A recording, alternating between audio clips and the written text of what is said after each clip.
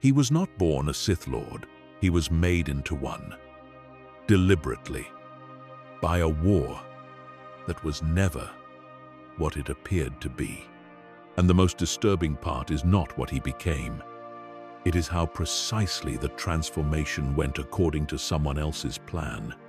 Every battle he fought, every world he saved, every impossible choice he made in the dark, believing he was protecting the galaxy, all of it, every single piece of it, was a step in a process designed by an intelligence patient enough to wait centuries for the result it wanted. The result was Darth Revan. This is the story of how a war builds a monster out of a hero. Not by breaking him, not by corrupting him in some sudden dramatic moment you can point to and say, there, that is where it happened. But slowly, through years of righteous choices made in impossible conditions, through the weight of command and the mathematics of survival, and the particular kind of darkness that does not announce itself, that simply accumulates, one justifiable decision at a time, until the person making the decisions is no longer the person who started making them. There is something waiting at the end of this story that will change how you understand everything that came before it. A dying confession, a mask taken from a body, a moment where the most celebrated hero in the Republic looked at what the war had made him and understood for the first time that he had never been fighting the real enemy. That moment is coming. But to understand what it means, you have to understand what it cost to reach it. So we begin not with Revan. We begin with the galaxy that needed to produce him, with the ruins that made the war possible, and with the hidden hand that had already decided, long before the first shot was fired, exactly what this war was for. The galaxy that existed in the years following the Great Sith War was not the galaxy that had existed before it. Wars always change things. But the Great Sith War had changed things at a depth that ordinary conflict rarely reaches. It had not simply rearranged borders or shuffled political power from one set of hands to another. It had reached into the bones of civilization and twisted. It had broken something essential in the confidence that had held the Republic together for so long, that quiet certainty that the Jedi were guardians who could be trusted, that the dark side was something remote and theoretical, that the worst thing that could happen had already happened and survived. None of those certainties held anymore. Exar Kun had seen to that. His rebellion, his crusade, under the banner of a reborn Sith Brotherhood, had torn through the Republic like something that had no name yet in the language of ordinary people. He had taken Jedi and turned them. Not just one or two, not through slow corruption over years of private sin, but in groups, in cohorts, with a dark charisma that made defection look like liberation. He had taken worlds and burned them. He had reached into the Jedi Order and pulled out some of its most talented and devoted knights and made them into instruments of destruction. And then, in the end, he had been defeated. The Republic had survived. The Jedi had endured. And everyone had looked around at the ruins and told themselves that the worst was over. It was not the worst. It was only the preparation. In the years that followed, the Republic turned its attention to what it always turns its attention to after catastrophe, which is the enormous, grinding, unglamorous work of rebuilding. Star systems that had been devastated needed resources and administrative attention and the slow reassembly of everything that makes ordinary life possible. Supply chains, governance, infrastructure, the boring machinery of civilization that nobody thinks about until it stops working. The Senate spent years in hearings that went nowhere and produced legislation that helped partially and created new problems elsewhere. The military, depleted and traumatized, began the slow process of restaffing and retraining and trying to figure out what lessons the recent war had actually taught. The Jedi Order did the same, but with an additional weight that the Senate and the military did not carry. They had lost members in battle. They had lost members to betrayal, and those two kinds of loss are not the same thing. A Jedi who dies fighting is a tragedy that the Order knows how to hold. A Jedi who turns, who takes the training and the wisdom and the connection to the Force that the Order has spent years cultivating in them and uses all of it to serve darkness. That is something else. That leaves a different kind of scar. It makes the Order look at itself with a new and uncomfortable suspicion. It generates questions with no satisfying answers. How did this happen? Were there signs that were missed? Could the training have been different? Could the oversight have been tighter? And underneath all of those questions, always, the one that nobody wanted to ask directly, is there something in what we do that makes this possible, that even makes this likely? The council that governed the Jedi Order in the years after the Great Sith War was, in many ways, a council shaped by fear, not cowardice. These were not cowardly people, but they had watched their order nearly destroyed from the inside, and that experience had produced a particular kind of institutional caution that would define their decisions for the next 2 decades. They counseled restraint. They counseled patience. They counseled meditation on the currents of the Force, rather than action in the affairs of the wider galaxy. Some of the younger Jedi found this wisdom. Others found it maddening. That fault line between those who trusted the Council's caution and those who believed it had curdled into something more like paralysis would split the Order in half when the next crisis arrived. And the next crisis was already moving toward them, though nobody in the Republic knew it yet. Because while the Republic was healing, and the Jedi were reflecting, and the Senate was legislating, someone very far away had already decided what the next chapter of galactic history was going to be, and that someone had been patient for a very, very long time. There are things that happened in the shadows during this era that the Republic would not understand for years, and that some people would not understand until it was far too late to do anything about them. The manipulation that shaped the next Great War did not announce itself. It did not arrive in the form of a fleet dropping out of hyperspace or a declaration read aloud in the Senate chamber. It arrived in the form of a conversation and a vision, and a lie so perfectly constructed that the person receiving it had no reason to suspect it was anything but the truth. The Sith Emperor, who would come to be known by many names across many centuries, was, at the time of these events, something that the Republic did not even know existed. He ruled a hidden empire on a world called Dromund Kaas, deep in the unknown regions, beyond the edges of the star charts that Republic navigators relied on. He had been building that empire in secret for centuries, cultivating it in the darkness, the way certain things are cultivated, with patience and silence, and the absolute certainty that the work will eventually be rewarded. He was not a figure who thought in terms of years or even decades. His ambitions moved on the time scale of civilizations, and he had already watched several of them rise and fall.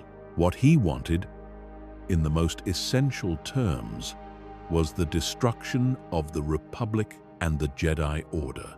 Not because he hated them, Exactly, though hatred was certainly part of it, but more because they stood between him and the kind of absolute power he had been pursuing since he was a child on a world that no longer existed in any meaningful way. The Republic was the greatest political body in the known galaxy. The Jedi were its guardians. To rule everything, you had to move through both of them. And this Emperor understood that moving through them directly in an open frontal assault was not the optimal approach. The Republic was weakened, yes, but it was not broken. The Jedi were damaged, but they were not gone. A direct assault would be a gamble with odds that even he, with his immense patience, was not comfortable accepting. So he did what the most dangerous people always do. He found someone else to fight his battle for him. The Mandalorians were a warrior culture whose identity was built around the concept of the challenge. They lived for combat in the way that other cultures live for art or religion or the accumulation of wealth. The ideal Mandalorian life, in the philosophical tradition they had developed over generations, was one of constant testing, constant proving, constant refining of the self through conflict with worthy enemies. They had fought alongside the Sith before, during Exar Kun's war, and that alliance had ended badly for them. But the culture had survived. The clans had regrouped, and in the years following the Great Sith War, a new leader had risen among them who had a vision larger than anything a Mandalorian leader had attempted in living memory. His name, or rather his title, was Mandalore the Ultimate. He had taken that title seriously, as a statement of intention rather than mere designation. He believed that he was capable of achieving what no previous Mandalore had achieved, which was a complete and total victory over the Republic itself. Not a raid, not a border skirmish, not a campaign that would eventually stall and be pushed back. A war of genuine conquest, the kind of war that ends with the losing side fundamentally transformed, absorbed, redefined. He wanted his people to test themselves against the greatest challenge the galaxy could offer, and he was willing to spend years preparing them for it. The Emperor's agent made contact with Mandalore in the years before the war began. The exact details of that first meeting are lost, or hidden, or deliberately obscured in the historical record. What we know is that the agent carried the Emperor's authority and the Emperor's intent, and that the message delivered was a vision rather than a simple proposal. The vision showed Mandalore leading his people into the greatest war in their history. It showed glory and conquest and the kind of legacy that gets remembered forever. The vision was not explicitly a lie, exactly. It showed real possibilities, but it showed them selectively, in the way that the most effective manipulations always do. It showed Mandalore what he most wanted to see, and it was careful not to show him the parts that would have made him hesitate. The manipulation worked. Over the months that followed, the Emperor's agent continued to cultivate the relationship, offering strategic suggestions, historical context, and the kind of subtle reinforcement that made Mandalore's already existing desires feel like destiny rather than choice. The Mandalorian Wars were being planned years before anyone in the Republic had any reason to suspect they were coming. The Republic would eventually fight back. The Jedi, eventually, would intervene.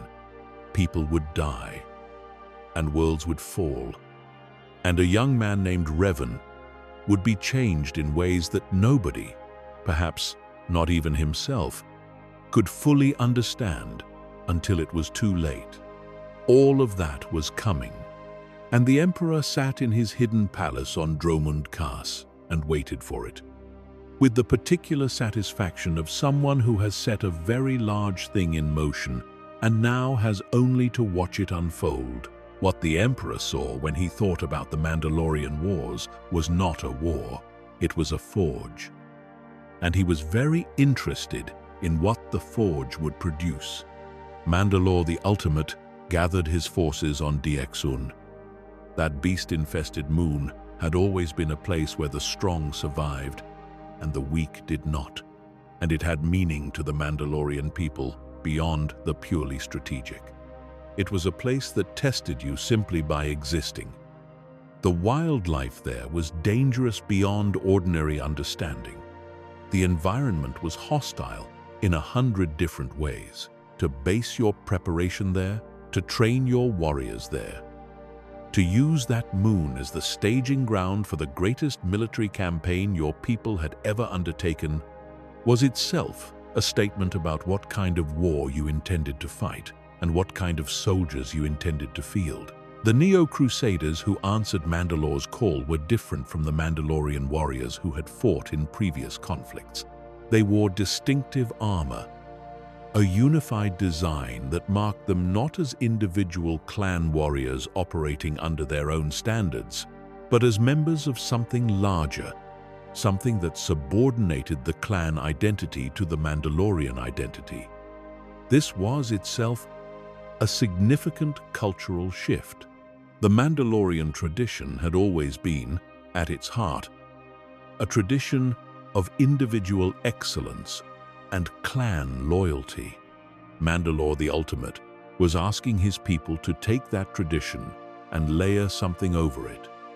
A shared identity, a unified purpose, a collective military doctrine that could move with the coordination and sustained force that disorganized raids never could. Not everyone agreed with this approach. There were traditionalists who saw the Neo-Crusader emphasis on uniformity as a dilution of what made a Mandalorian a Mandalorian. There were clan leaders who resented the implication that their own standards and traditions should be subordinated to something issued from the top down. Mandalore handled these objections the way Mandalorian leaders have always handled serious objections, through personal combat, through the demonstration of strength that the culture recognized as the ultimate argument. He did not win every internal conflict easily, but he won them. And with each victory, more of the clans aligned behind his banner, and the Neo-Crusader movement grew in both numbers and capability.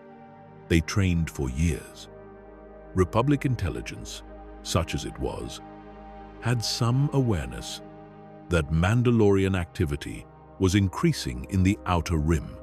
There were reports of increased raider presence near certain fringe worlds, unusual movements of Mandalorian vessels, rumors from traders and scouts about something being organized in the deep reaches beyond normal Republic patrol routes. None of it coalesced into a clear picture of what was actually being planned. The Republic's intelligence apparatus was not, in this period, designed for the kind of careful long-term observation that would have been necessary to detect a threat being assembled with the patience Mandalore was exercising. And even if it had been, the political will to act on warning signs was not there. The Republic was still recovering. The Senate was still arguing. And the assumption, widespread and deeply comfortable, was that no external threat could reach the scale that would require a fundamental shift in response. They were wrong. When the Mandalorians struck, the scale was exactly that, and the speed was worse. The Battle of Althea marked what historians would eventually designate as the formal beginning of the Mandalorian Wars, though in truth the violence had been building in waves before that battle was fought. The Mandalorian strategy in the opening phase of the war was not to push immediately toward the core worlds, not to make a direct grab for the most symbolically significant targets in Republic space.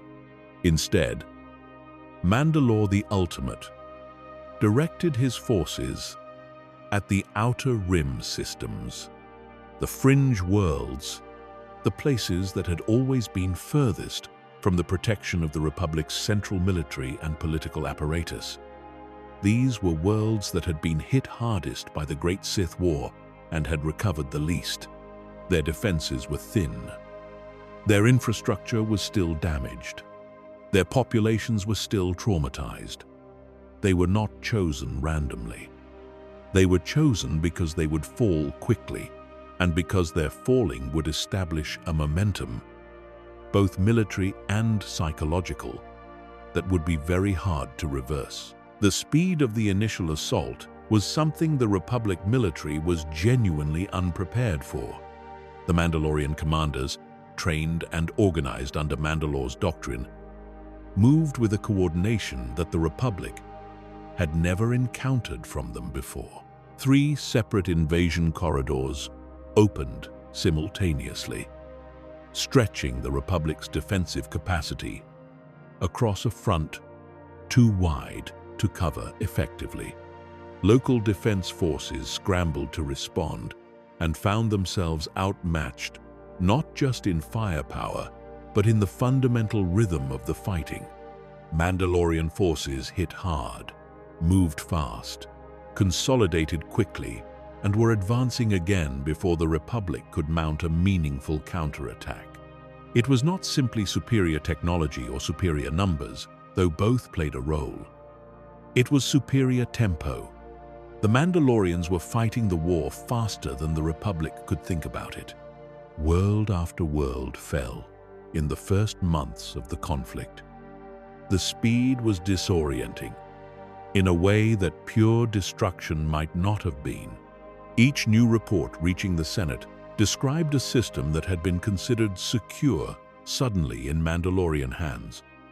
A defense force that had been considered adequate suddenly broken. A population that had been considered safe suddenly under occupation. The Senate called emergency sessions. Military commanders gave assessments that ranged from cautiously worried to openly alarmed. Supply lines to affected regions were already being disrupted. Refugee movements were beginning. And the Mandalorians kept moving.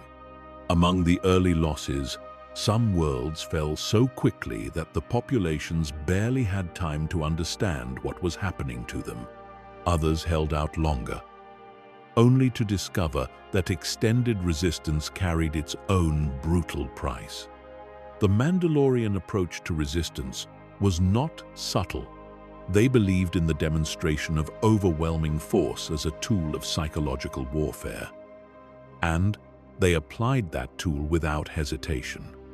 A world that surrendered early could expect occupation. A world that resisted could expect something closer to punishment. The message being sent across the outer rim was clear and deliberate, and it worked in the short term exactly as intended. Some systems capitulated without meaningful resistance simply because the alternative looked too terrible. The Republic Navy struggled to mount an organized response. The problem was not just tactical but structural. The forces were spread across an enormous area of space, tuned for peacetime patrol and response rather than the sustained, concentrated offensive operations that would have been necessary to blunt the Mandalorian advance. Commanders requested reinforcements and received insufficient numbers. Requests for authority to make bold, tactical decisions moved slowly through chains of command that were not designed for the pace at which this war was moving. There was brave fighting. There were individual battles where Republic forces performed with remarkable skill and courage. But the overall shape of the conflict in its first months was one of sustained Mandalorian advance against a Republic that was always slightly behind, always slightly out of position, always making decisions in response to things that had already happened rather than things that were about to. And through all of this, the Jedi Council watched and waited and counseled patience. This decision The Council's decision to withhold the Jedi Order from direct participation in the war would become one of the most debated choices in the history of the Order. The Council members who made it were not indifferent to the suffering it allowed to continue.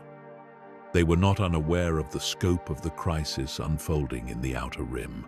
They had access to the same reports that reached the Senate. They had their own intelligence networks, their own sources, their own Force-sensitive awareness of the suffering rippling through the living Force as world after world was touched by violence and loss. They were not ignorant. They were afraid. What they were afraid of was specific, not vague. They had just spent years watching some of the most gifted members of their order follow Exar Kun into darkness. They had seen how it happened. A cause that seemed righteous, a leader who seemed visionary, a conflict that seemed clear-cut in its moral terms.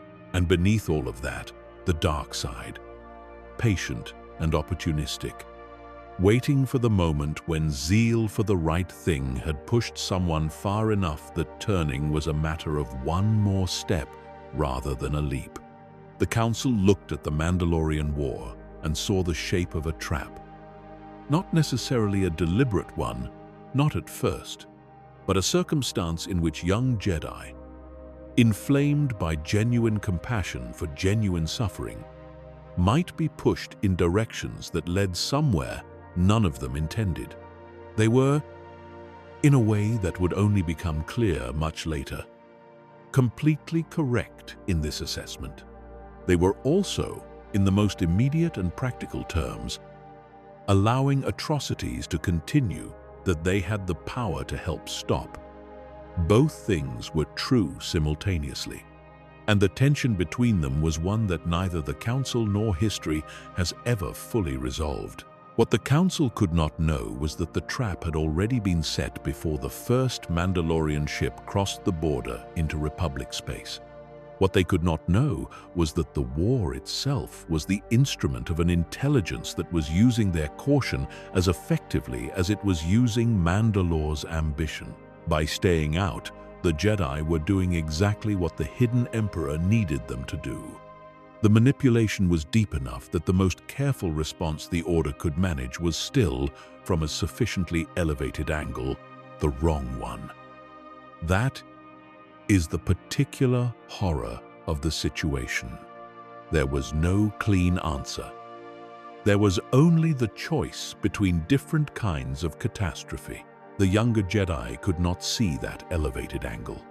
What they could see was the Outer Rim burning, and the Council sitting still, and the gap between those two facts becoming, day by day, something they could not accept. His name before the war was not Revan.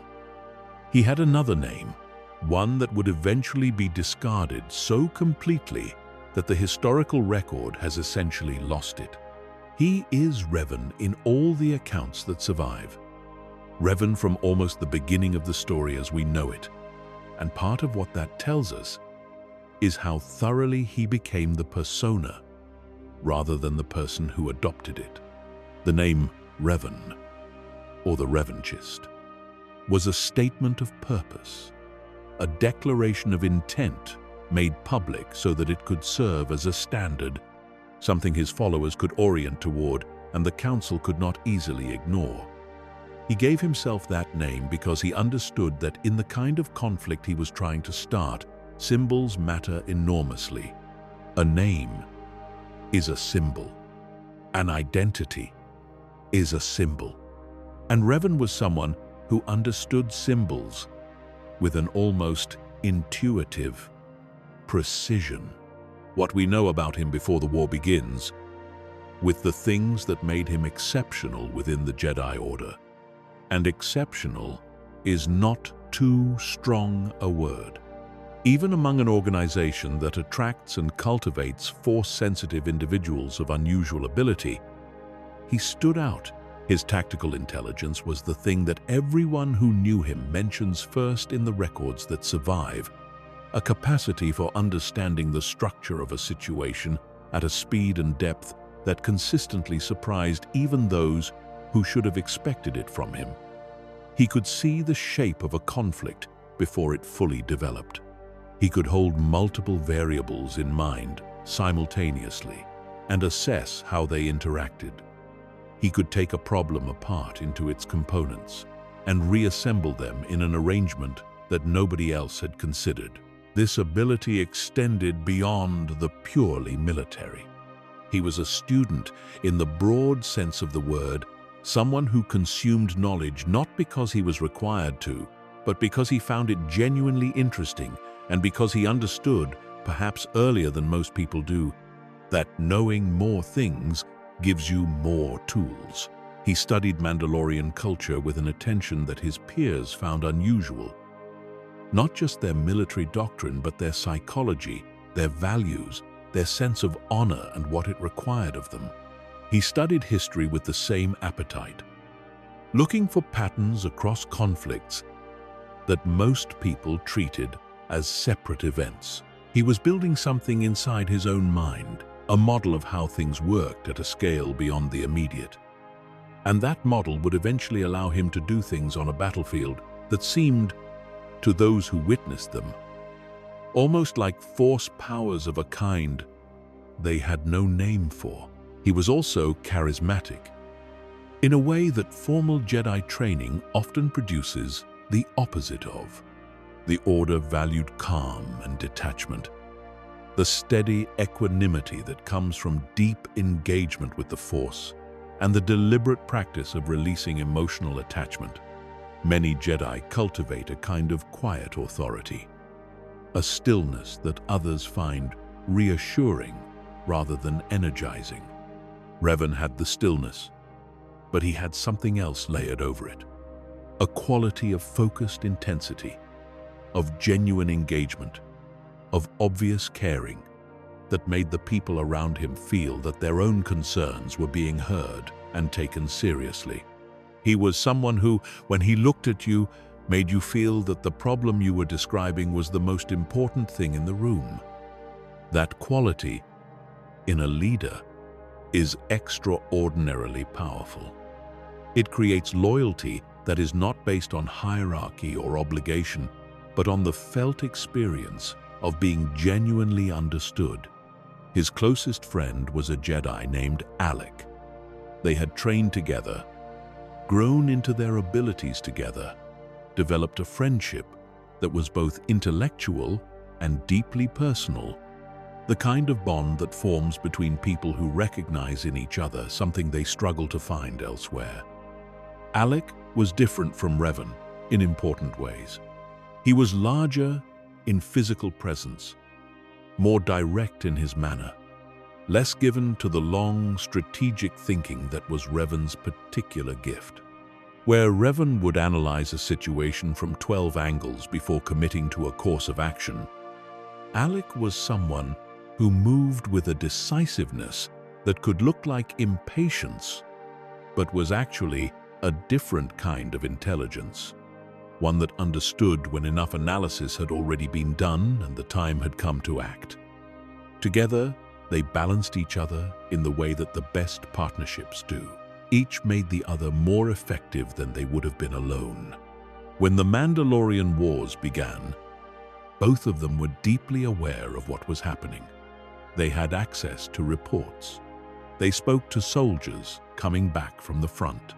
They felt, in the Force, the distant resonance of mass suffering that a sensitivity of their level makes impossible to ignore. And they both arrived at the same conclusion, through somewhat different routes, which is that the Council was wrong. The Order's caution, whatever its philosophical justification, was allowing things to happen that a Jedi was supposed to prevent. People were dying, worlds were falling, and the Jedi were in their temples, meditating. Revan's frustration with this situation was not simple or hot. It was the frustration of someone who had thought carefully about a problem and arrived at a clear answer, and could not understand why the people with the authority to act on that answer were refusing to do so. He made his case to the council formally. More than once, he presented arguments. He cited reports. He asked questions that he believed had no satisfying answer within the framework of the council's stated reasoning. He was told to be patient. He was told to trust the wisdom of those who had more experience with how these things unfolded. He was told that the Force would provide clarity in time. And each time he walked away from those conversations, the gap between what the council was saying and what he could see in the world outside grew a little wider. The moment that broke the deadlock was not an argument. It was a vision.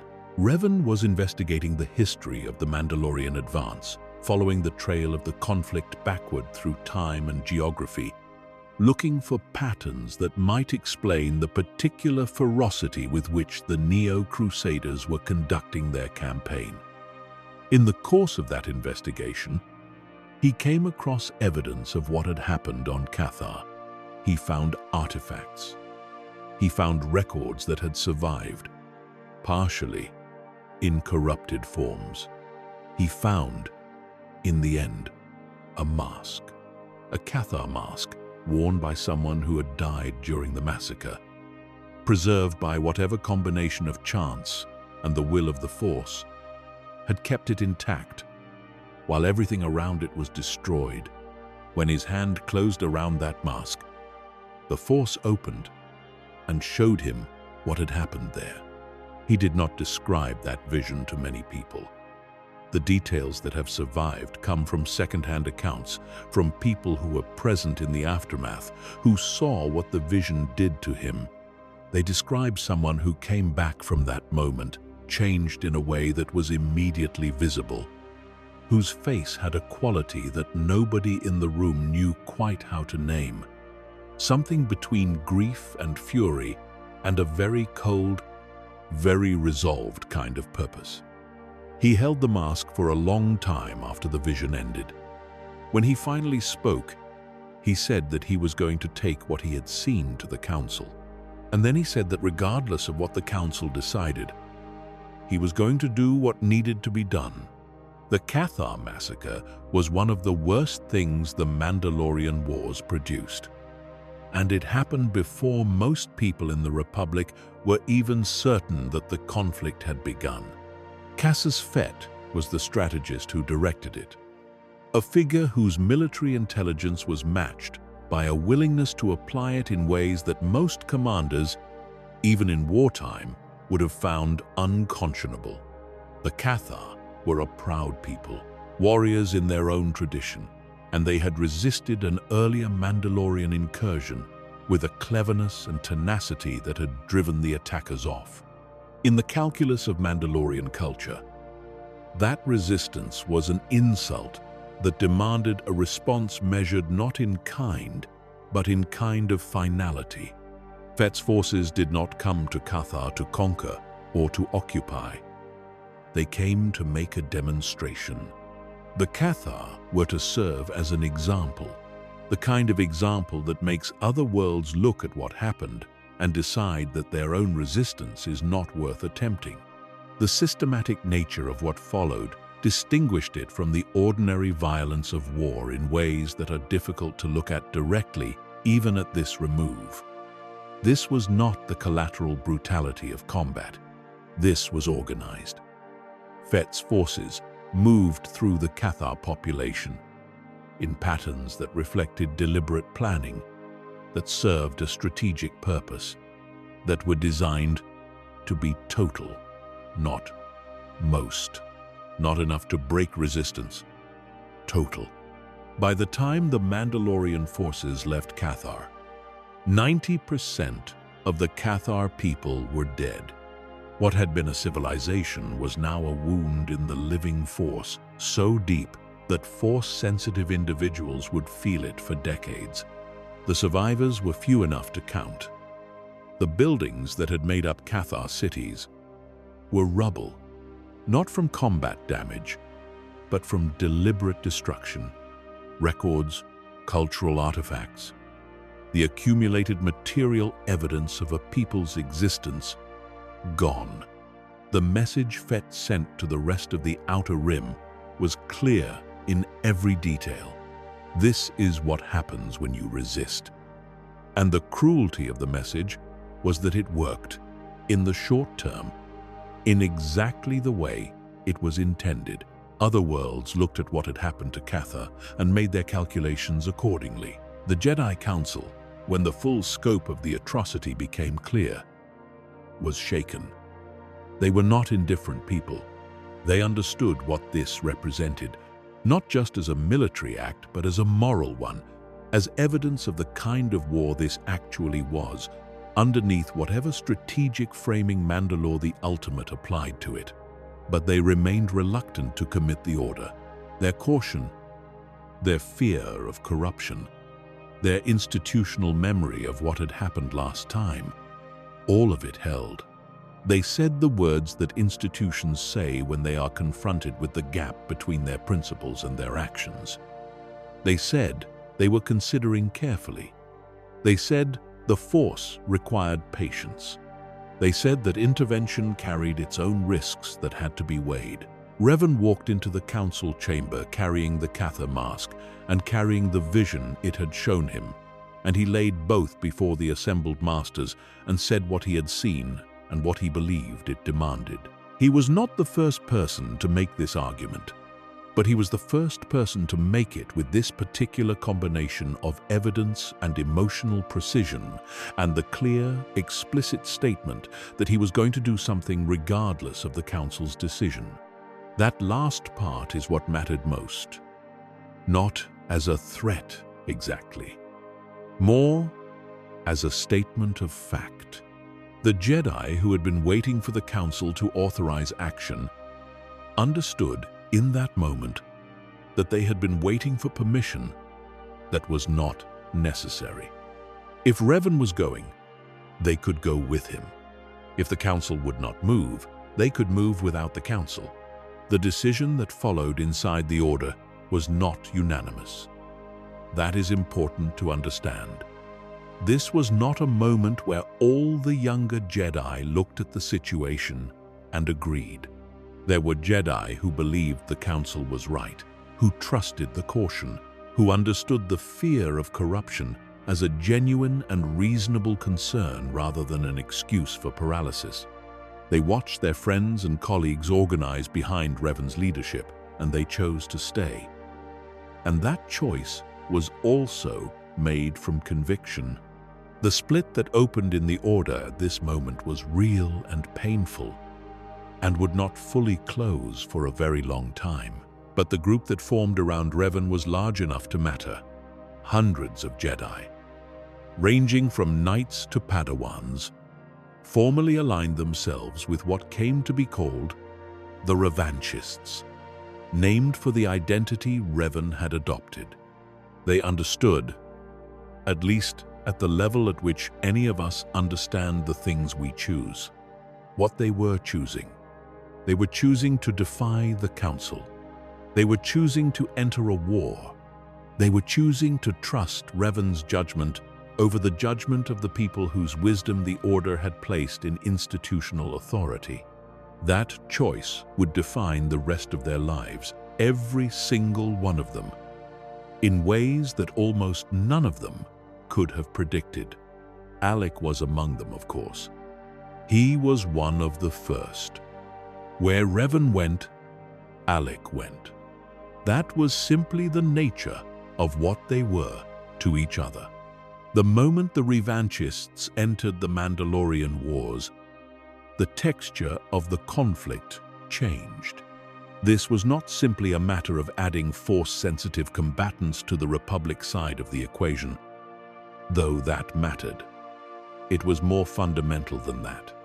What the Republic had been lacking through all the months of its defensive struggle was someone who could think about the war the way Mandalore the Ultimate was thinking about it, at the level of the whole rather than the level of the individual engagement. The Republic commanders were talented people doing their best in an impossible situation, but they were responding to the war. Revan, from the moment he arrived at the front, began shaping it. His first major engagement demonstrated what this difference meant in practice.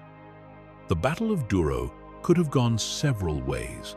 Mandalorian forces had positioned themselves to exploit an anticipated Republic withdrawal, and the tactical plan that Republic commanders had developed, reasonable given the information they had, would have delivered exactly the withdrawal the Mandalorians were expecting.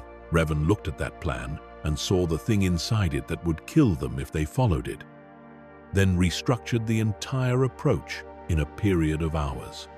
He used interdictor-class cruisers to prevent the Mandalorian fleet from jumping to hyperspace, eliminating the hit-and-run capability that had made them so difficult to pin down.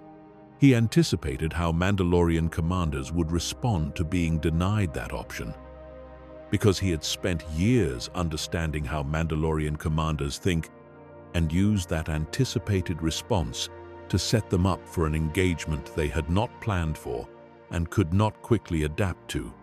Duro held. The Mandalorian advance, which had felt unstoppable for months, stopped at Duro and reversed slightly. For the first time since the war began, there was a genuine Republic victory to point to. Not a delay, not a managed retreat, but an actual battle where the enemy had been outthought and outfought and pushed back. The effect on morale, both in the military and among the civilian population, was significant. The name Revan, already known, became something larger. People started calling him their savior. That word carries weight. Supreme Chancellor Tol Cressa, watching the results come in from Duro, made the decision that would give Revan the authority to reshape the entire war effort. He appointed Revan Supreme Commander of all Republic military forces engaged against the Mandalorians. The appointment was not without controversy in the Senate. There were those who pointed out that handing supreme military authority to a Jedi who had defied his own Order's council was a precedent with uncomfortable implications. There were those who asked, what would happen when the war ended, and someone with that much accumulated power and that much demonstrated willingness to act outside institutional authority decided what came next. These were not foolish concerns, but Cressa was a practical politician in the middle of a crisis, and Duro had demonstrated something that all the theoretical concerns in the Senate could not argue with. Revan won.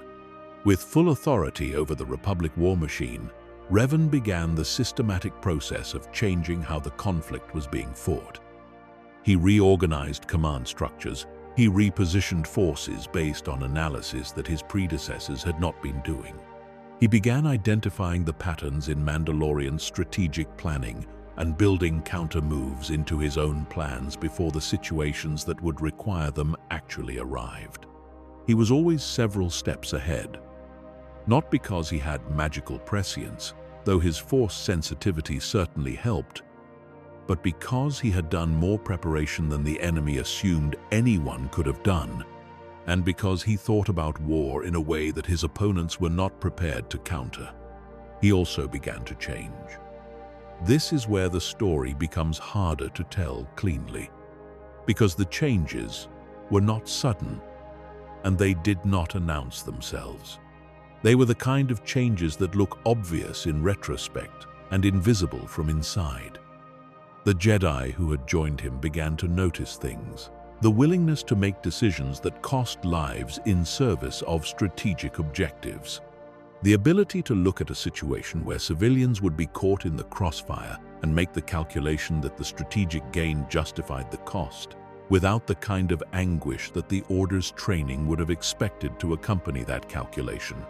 The mask he wore constantly, never showing his face, a symbol he had adopted deliberately, but that had begun to serve a different function as the war progressed, keeping the man behind it separate from the commander that the war required. He was not becoming something evil. Not yet. That is important to be precise about. The choices he was making were, in many cases, defensible. Wars require hard choices. The alternative to surgical brutality is often just ordinary brutality that accomplishes less. The civilians he was willing to sacrifice to hold a position or secure a victory were fewer in aggregate than the civilians who would have died if the Mandalorians had not been stopped. He knew this, and the calculation was not wrong. But each time he made it, something shifted slightly. Each time he chose the efficient ruthlessness over the slower compassion, the boundary between the two moved a little. The Jedi he had been at the beginning of the war would have recognized the commander he was becoming and would have had questions. Malak was changing too, walking the same path, shaped by the same experiences. They were, in this period, still deeply bound to each other, still the friendship they had always been, still the balance of intellectual and decisive that had made them exceptional together. But the war was doing something to that bond as well, bending it in directions that would not become fully visible until much later. They were both becoming harder. They were both becoming more certain. And certainty, in men with that much intelligence and that much power, is something to watch very carefully.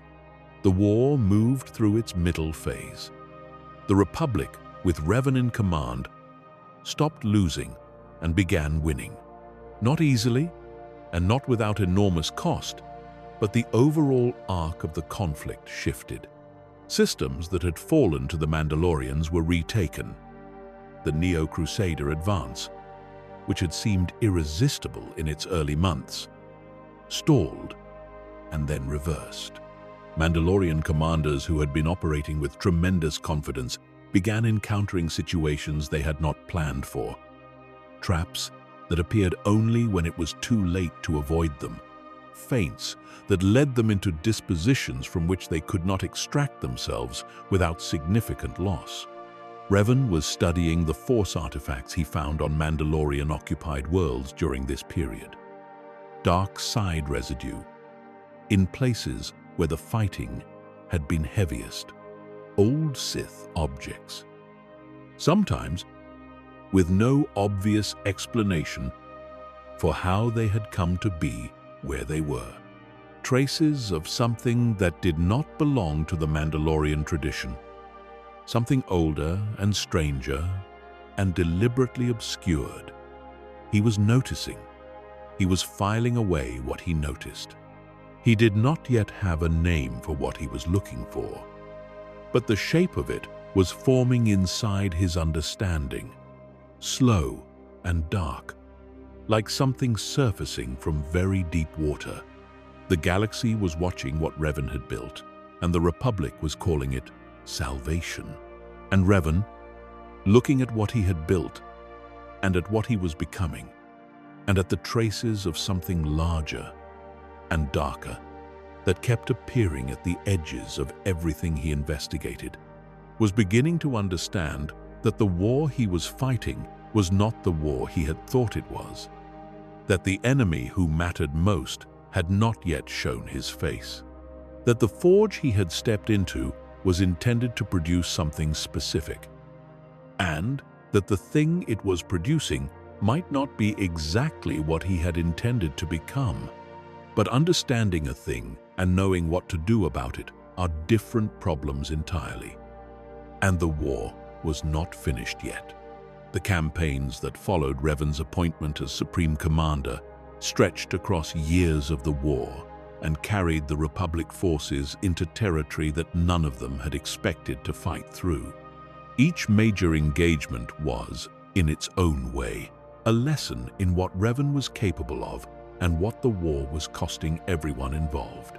Taken together, they form a picture of a conflict that was changing both sides simultaneously, and not always in the ways that either side intended.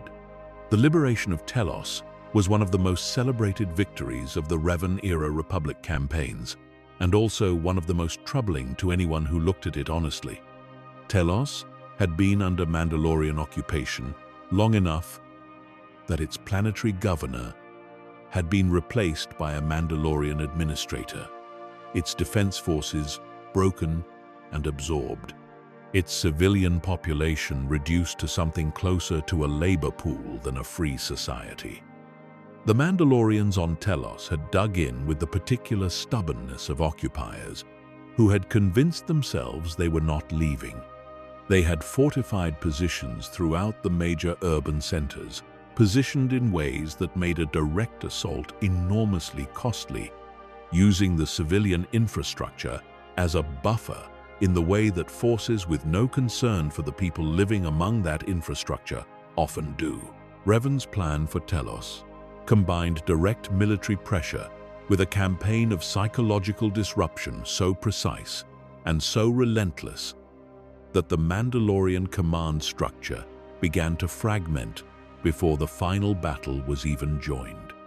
He understood that the Mandalorian warrior culture placed enormous emphasis on the experience of a worthy fight, on the sense that you were meeting an enemy who respected you enough to face you directly. He used that understanding as a weapon. He created situations in which Mandalorian commanders felt constantly outmaneuvered in ways that violated their expectation of how a proper opponent behaved. The frustration this generated was calculable and was calculated. By the time his forces made their major push into the fortified positions, the defenders were already fighting at a psychological disadvantage that cost them a fraction of a second in every decision and a fraction of a second in combat. Compounded across thousands of decisions in a sustained engagement is the difference between holding and breaking. Telos was liberated. The cost was significant on both sides, and in the civilian population caught between them, it was significant in the way that costs borne by civilians in military operations always are, invisibly in the official tallies and devastatingly in the actual lives of the people involved. Revan's aides wrote reports that captured the military outcome in full and described the civilian situation in language that was accurate but compressed. Revan read those reports and moved on to the next problem, not without feeling, but with an efficiency that the Jedi he had been 10 years earlier, sitting in a temple arguing about the meaning of attachment in the Force, might have found alarming. The campaign on Dixun and Onderon came later and was different in character from anything that had come before. Dixun was Mandalore the Ultimate's original staging ground, the beast-infested moon where the Neo-Crusader movement had been forged in the years before the war. Taking it back was not simply a military objective, though it was that. It was symbolic in a way that both sides understood. For the Republic and the Revanchists, it meant dismantling the spiritual and logistical heart of the Mandalorian campaign. For the Mandalorians defending it, it meant something closer to a last stand on sacred ground. The fighting on Dixun was close and brutal in a way that the larger fleet engagements were not. The terrain, designed by nature to kill everything that walked across it, made conventional military organization difficult and turned much of the fighting into something closer to a series of individual confrontations separated by dense jungle and dangerous wildlife that did not distinguish between the armies moving through it. Revan's Jedi were at an advantage in this environment in ways that pure military training could not fully replicate. Their sensitivity to the Force allowed them to navigate threats that would have been invisible to ordinary soldiers, to sense ambushes before they fully formed, to move through the chaotic terrain with a situational awareness that the Mandalorian defenders, for all their skill, could not match. Malak led much of the ground fighting on Dixun personally. This was the period when the differences between his command style and Revan's became most visible. Where Revan managed from a position of comprehensive overview, integrating information from across the engagement and adjusting the whole, Malak was a front-line presence, an enormous physical force who fought alongside his troops rather than above them. The Mandalorians who encountered him in combat remembered it afterward.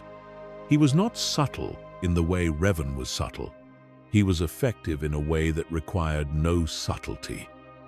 A battering force, who understood that sometimes the most strategic thing you can do is simply be terrifying. Dexun fell. Onderon, which the Mandalorians had used as a deeper base and political center for that region of their occupied territory, followed. With those two worlds back in Republic hands, an entire section of Mandalorian supply and command infrastructure collapsed. Forces that had been operating with confidence began to find that the support they expected was not arriving, that the strategic picture they had been working from was becoming outdated faster than they could revise it, that Revan was not simply pushing at the front line, but attacking the system behind the front line simultaneously. The Jedi who had followed Revan were, at this point, deep enough into the war that the question of what it was doing to them had become unavoidable for those paying attention.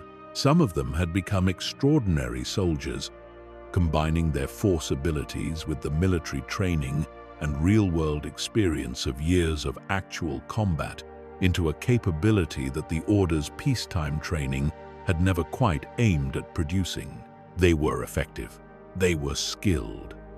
They were also in ways that were subtle and in ways that were not, different from the Jedi they had been when they had left the temple behind to follow Revan into the war.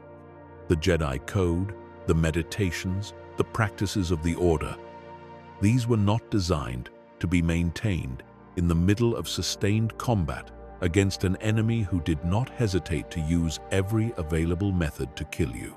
The daily rhythms that kept a Jedi grounded, the time for reflection, the engagement with the living force in the quiet, focused way that the Masters taught. These things are hard to maintain when you have been in the field for months or years, when your days are structured entirely around military objectives, when the most immediate reality in every waking moment is the war in front of you. The war has a gravity that pulls everything into it. Everything else becomes secondary. The force remains. And force-sensitive individuals keep feeling it. But what they feel in it begins to shift when the primary context for their experience is violence and loss, and the relentless demand of military command. Some of the revanchists talked about this among themselves. Quietly, away from Revan, away from Malak, in the spaces between operations, when exhaustion created a kind of honesty that normal alertness does not. They asked each other whether they were still Jedi. Not in the technical sense of membership in the Order, but in the deeper sense of whether the thing that made them Jedi was still intact inside them, whether the training still lived in them in a functional way, or whether it had become something more like a memory of a previous self. These conversations did not produce clear answers. They produced more questions, and the questions accumulated. Revan knew this was happening. He would have been extraordinarily obtuse not to know, and he was not obtuse. He chose to treat it as a necessary cost rather than a crisis, which is itself a revealing choice. He believed, or told himself he believed, that what was being worn away was not essential. that the idealism of peacetime Jedi training was a luxury that a war of this magnitude could not afford to carry, that the people his Jedi were becoming were more capable and more useful than the people they had been, and that this was therefore not a loss, but a transformation. He made that argument to himself with the same precision and fluency that he brought to tactical planning, and it was persuasive in the way that his arguments usually were, which means it was persuasive enough to override the counters that kept presenting themselves at the edges of his thinking, the traces of something older and stranger that he kept finding on the battlefields were accumulating into a pattern by this point. He was collecting them systematically, cataloging what he found, and the collection was beginning to speak to him in a way he did not yet fully understand. A Sith amulet recovered from a cache of Mandalorian supplies with no explanation for how it had gotten there. Dark side signatures embedded in the stone of certain Mandalorian fortifications, as though someone had treated those locations deliberately with techniques from a tradition that was not Mandalorian. References in captured Mandalorian communications to outside contacts that were always described in terms too oblique to be clear. Someone advising, someone guiding, someone whose instructions were referenced without being attributed to anyone who could be identified. He brought this collection to Malak, and they spent time with it together. Malak's reaction was less analytical and more visceral, a recognition that something was wrong at a level deeper than the tactical, that this war had a dimension that neither of them had been told about, and that whoever was behind that dimension was not friendly to them or to anyone they were trying to protect. They were both, by this point, well past the idealistic framing that had brought them into the war. They were not fighting anymore because of the simple, clear moral imperative that they had articulated to the Council in the beginning. They were fighting because this was who they had become, and because something at the edge of their understanding was telling them that the fight was larger and more complicated than they had originally believed. Revan's mask had long since stopped being purely symbolic. He had worn it for so many years, in so many contexts, as such a defining feature of the presence he projected, that it had become something more integrated than a symbol. The people who knew him during this period described the difficulty of reading him, not just because of the literal concealment of his face, but because the habit of concealment had extended inward. He had become someone who could be in a room full of people and leave none of them certain of what he was actually thinking. That capacity for interior opacity is useful in a military commander and alarming in a friend. The Jedi closest to him felt its edges. They trusted him, but they no longer always knew him. The final phase of the war was approaching. Revan had been building toward it for months, not simply in the military sense of positioning forces and planning operations, but in the deeper sense of understanding what it would require. He needed to break the Mandalorian military permanently, not just defeat it, in a series of engagements that would allow it to recover and reconstitute. He needed an ending that ended things, a conclusion so definitive that the war could not simply continue in a new form after it was over.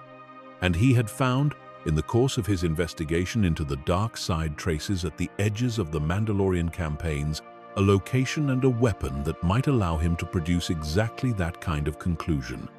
The planet Malachor V had a history that most Republic navigators could not have told you, and that most Jedi would have recognized immediately as significant and would have recommended avoiding.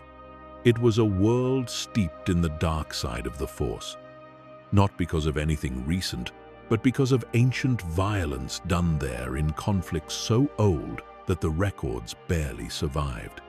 The dark side energy in that place was not an incident. It was geological.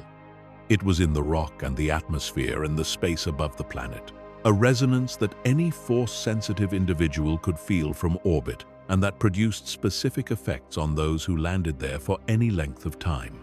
It bent things. It amplified the darker aspects of whatever was in the minds and hearts of the people it touched. Revan chose it deliberately. That choice is worth sitting with for a moment, because it says something. He chose a world that he knew would affect both his own forces and the Mandalorian forces he was luring there. He understood what the dark side energy of Malachor would do to people. He factored it into his planning and decided that the military advantage it gave him was worth what it would cost. He made the calculation the same way he made all his calculations by this point, efficiently, and without the kind of internal resistance that would have slowed him down in an earlier version of himself. The man who had taken the Cathar mask and felt what he felt was still in there somewhere. But there were more layers between that man and the surface than there had been before, and the layers were thickening. He began maneuvering Mandalore the Ultimate toward Malachor 5. This required weeks of operations that appeared, from the Mandalorian perspective, to be the natural continuation of the Republic's recent advances. Pressure applied in certain directions that made other directions look more attractive. Retreats from certain positions timed to make it appear that the Mandalorian advance in those sectors was succeeding, invitations disguised as vulnerabilities. Mandalore was not a naive commander, but Revan had been studying him for years by this point, and he understood how Mandalore thought about his own legacy, understood the particular pride that made a warrior of his stature reluctant to turn away from what looked like an opportunity, understood how to make the trap look like a prize. The final movements of the great Mandalorian armada toward Malachor 5 represented one of the largest concentrations of military force in the war. Mandalore was bringing everything he could bring, because the engagement that appeared to be shaping up looked like the decisive confrontation he had been seeking, the battle that would define his legacy. He was walking toward it with the confidence of a general who believed he had read the situation correctly. He had not. And as the Mandalorian fleet moved through hyperspace toward Malachor 5, Revan was already in position. The weapon was ready. His general Mitra Surik, a Jedi who had followed him from the beginning and fought at his side through every campaign, stood at the control mechanism for the mass shadow generator, a device so extreme in its destructive capability that describing it as a weapon feels insufficient. The weapon is ultimately what it was. It could manipulate gravity itself. It could create gravitational anomalies on a scale that tore metal apart, that crushed ship hulls, that pulled everything in range toward a compression so violent and so total that nothing on either side of that compression survived it. Revan had given Mitra an order. She would carry it out when the moment came, whatever it cost. The Mandalorian fleet came out of hyperspace above Malachor 5 in the way that great armadas always arrive, which is to say, with a confidence built from years of victory and the kind of momentum that makes even experienced commanders feel briefly invincible. Mandalore the Ultimate had brought the full weight of his remaining forces to this engagement. Hundreds of warships, tens of thousands of warriors, the logistical infrastructure of a civilization that had been preparing for this war for years before it started and had sustained it across years of brutal fighting since. He had committed everything to this moment, because everything was what the moment appeared to require, and because Mandalore the Ultimate was not someone who held back when he believed the decisive confrontation had finally arrived. He did not know, as his fleet entered the gravity well of Malachor 5 and the planet filled the view screens of his flagship, that the decisive confrontation had indeed arrived. He simply did not know which side of it he was standing on. Revan's trap was not a single thing. It was a system of interlocking pieces, each of which depended on the others functioning correctly, and each of which had been prepared with the kind of care that only someone who had spent years thinking about this specific moment could have assembled. The Republic fleet that the Mandalorians encountered above Malachor 5 was positioned to fight. Genuinely positioned to fight. Not a phantom force or a decoy that would collapse on contact. Revan needed Mandalore's commanders to believe they were in a real battle. Because if they suspected a trap before the trap was fully closed, they would attempt to retreat to hyperspace. And if enough of them made it out, the war would not be over. The fighting above Malachor 5 was real. Ships burned in real space with real crews inside them.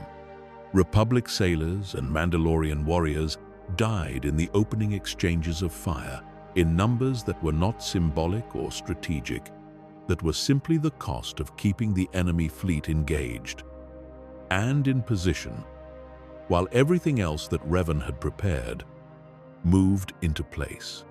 This is one of the things that is most difficult to hold clearly when thinking about Malachor.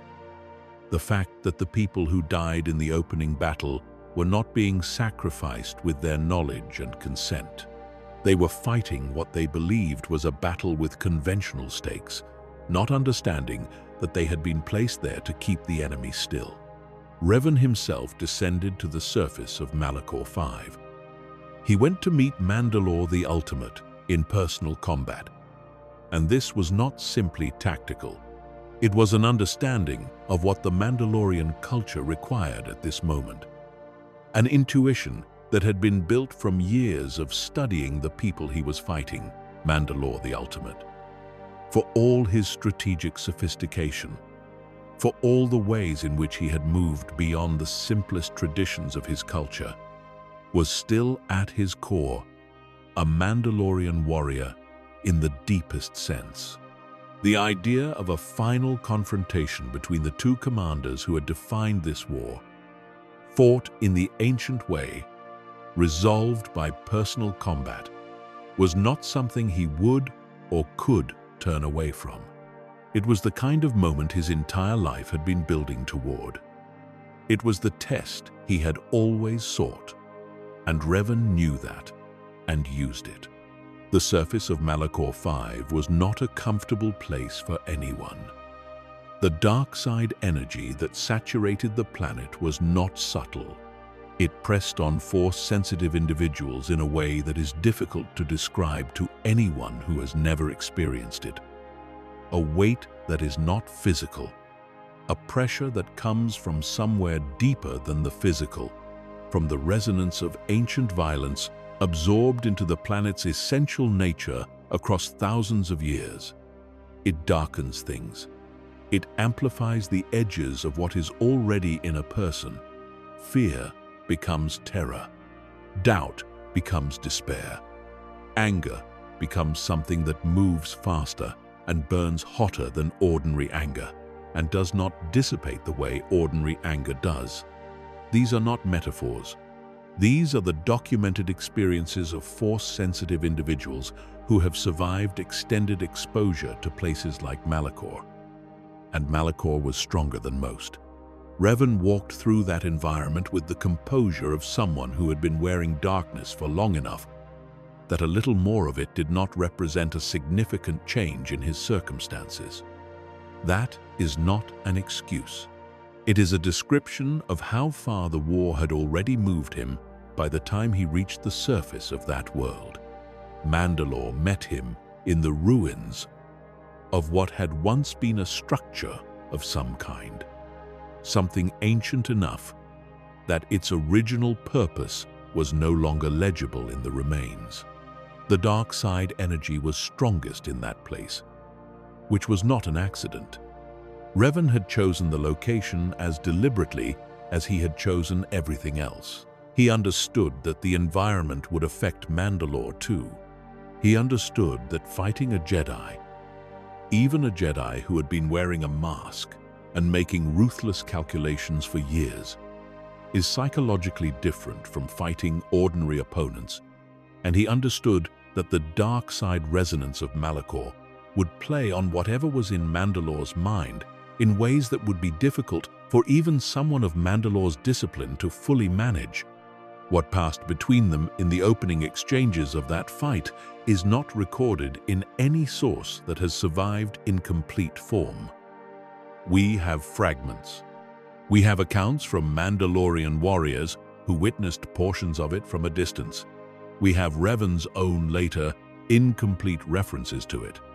What comes through in all of these sources is the quality of the encounter rather than its precise sequence, a sense of two individuals who had been defined against each other for years, finally meeting in person and discovering that the reality of each other was somehow both smaller and larger than the idea had been. Mandalore was extraordinary. The accounts that survive, even the Republic ones, even the ones written by people with every reason to diminish him, are consistent on this point. He was the finest warrior of his generation, possibly of his era. He had been fighting since he was young enough that his instincts had been shaped by combat the way other people's instincts are shaped by ordinary daily life. He moved with an economy and precision that decades of experience produces in people who survive decades of experience. He was not afraid. He had never been afraid in the way that the word fear describes for most people. He felt the dark side of Malachor pressing on him, and he did not collapse under it because he was not someone who collapsed. Revan was something different. He was not fighting from the same source that Mandalore was fighting from, where Mandalore's strength came from the long refinement of physical and tactical excellence, from the warrior tradition of a culture that had been perfecting those things for generations. Revan's strength came from somewhere more complex and more dangerous.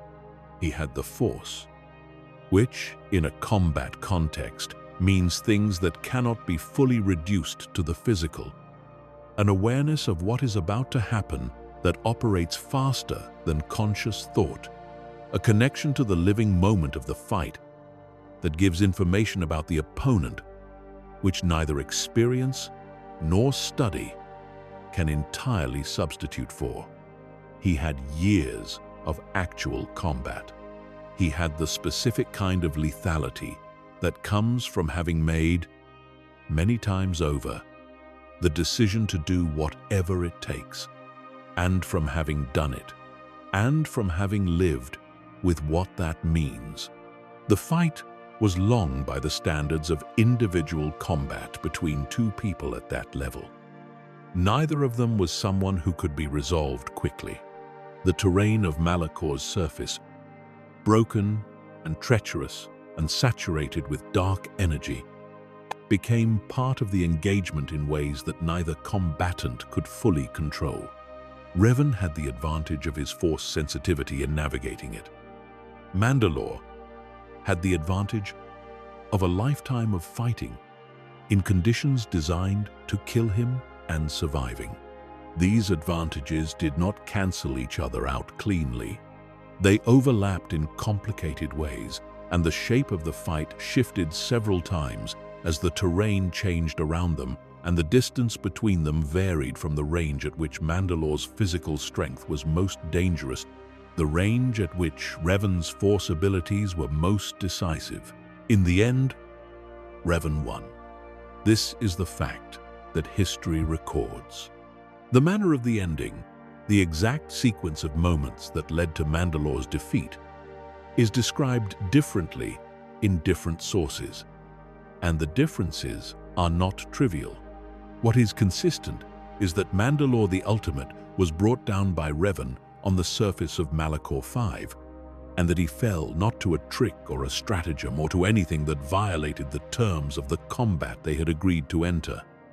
He fell to someone who was better on that day, in that place, under those conditions, and he knew it when it happened, in the way that a warrior of his kind always knows it, with a clarity that is not available to lesser opponents. He did not die immediately. The accounts are clear on this, that there was a space between the decisive blow and the end, long enough for what passed between them in that space to have happened. Mandalore was dying. He knew he was dying, and in that knowledge, in the fading of the Emperor's subtle influence over his mind that had been present since those early secret meetings years and years before, something else came clear to him, something that had been obscured for so long that he had perhaps stopped being aware of its obscuration. The shape of what had been done to him, the shape of who had done it. He looked up at Revan from the ground of Malachor 5, and he told him the truth, not out of strategy, not out of some calculation about what the information could accomplish in those last moments. Out of the simple recognition that it was true and that Revan needed to know it, and that telling him was the last thing Mandalore the Ultimate could do, that was fully and authentically his own act rather than someone else's instrument. A Sith, he said. Someone had been steering him. The visions that had fed his ambitions, the advice that had sharpened his preparations, the subtle pressure that had turned his warrior's desire for a great test into the specific shape of the war that had followed. None of it had been his own idea reaching its natural conclusion. He had been used. His people had been used. The greatest campaign in Mandalorian history, the thing he had given everything to, had been someone else's strategy from the beginning. He had been a weapon in hands that he had never seen. He told Revan this, and then he was gone.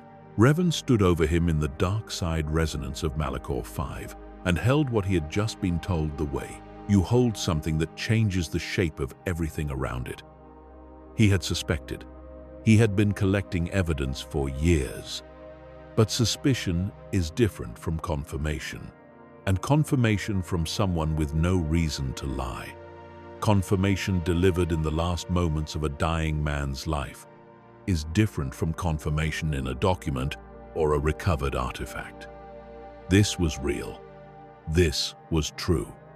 And its truth meant something that the victory he was standing in the middle of could not contain. Above him, in orbit, the battle was continuing. His fleet was doing what it had been positioned to do. And somewhere in that fleet, or more precisely, somewhere on the planet beneath his feet in the installation that had been built specifically for this moment, Mitra Surik was standing at the control mechanism of the mass shadow generator, waiting for the signal that it was time. The signal was given. What the mass shadow generator did to Malachor 5 is something that the technical language of weapon systems is genuinely inadequate to describe. Not because the mechanics are complicated, though they are, but because the scale of what happened exceeds what technical language was built to process. Gravity, the fundamental force that holds matter together in the configurations we recognize as things, was manipulated, warped, bent into geometries that nature does not produce without deliberate intervention. The device did not simply fire in the way that ordinary weapons fire.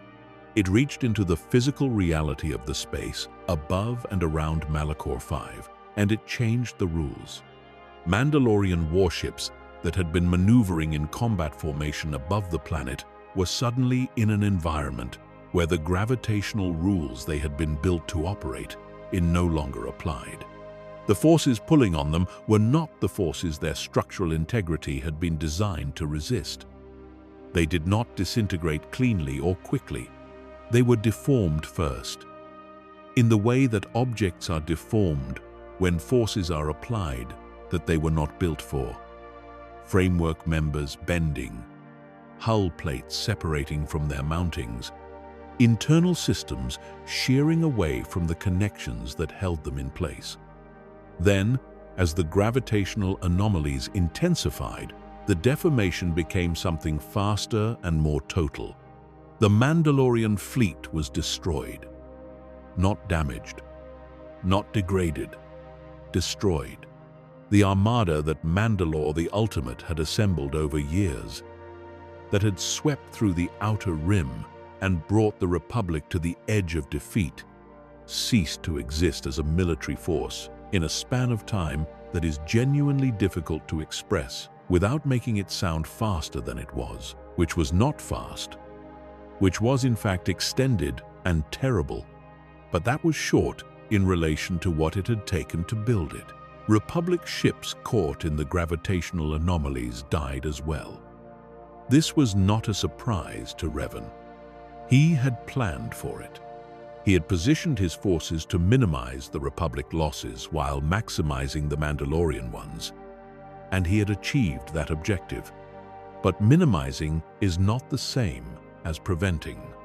Republic sailors and soldiers died above Malachor 5 in numbers that the official records would later handle with the careful compression that official records always apply to uncomfortable facts.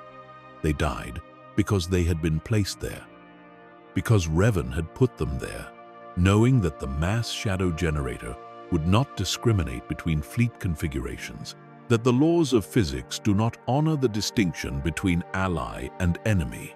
On the surface, the planet itself responded to what was being done above it in ways that force-sensitive individuals had never experienced and could not fully articulate afterward. The dark side energy that was already saturating Malachor 5 was amplified by the catastrophic death toll in orbit in a manner that is consistent with how the dark side of the Force operates, which is that it is fed by pain and loss and the violent end of living things. The surface cracked. Geological systems that had been stable for millennia were disrupted by the gravitational manipulation and by the sheer resonance of what was happening above. Malachor 5 was not simply a battlefield after the mass shadow generator fired. It was a wound in the physical world and a wound in the Force simultaneously. And those two kinds of wounds reinforced each other in ways that would persist long after the battle was over. Mitra Surik felt all of it. She was the one who had pressed the mechanism. She was standing at the point of contact between the intention and the act, and the Force, which does not insulate its sensitive users from the consequences of what they do with it, showed her everything, every death. Not individually, not in the specific detailed way that would have been impossible to survive, but in aggregate, in the way that a great wave is felt rather than analyzed. A force of ending so large that the living Force registered it as something close to a scream. She survived it physically. What it cost her in other ways, what the act of choosing to press that mechanism did to her connection to the Force and to her capacity to carry that connection forward, is a story for another time. She carried the weight of Malachor 5 for the rest of her life, and it was not a lightweight. The Jedi who had fought under Revan and survived Malachor came back from that battle changed in ways that were not entirely the same as the ways they had been changing through the rest of the war. The war had been wearing at them, as has been described. Malachor did something more specific. The dark side resonance of the planet, amplified by the catastrophe, had touched all of them at some level. Some of them did not notice. Some of them noticed and did not have the framework to understand what they were noticing. Some of them felt it clearly and were frightened by what they felt, and that fear was the right response. And they were the ones who would eventually find their way back to something, though the road was long and none of it was easy. Revan felt it too.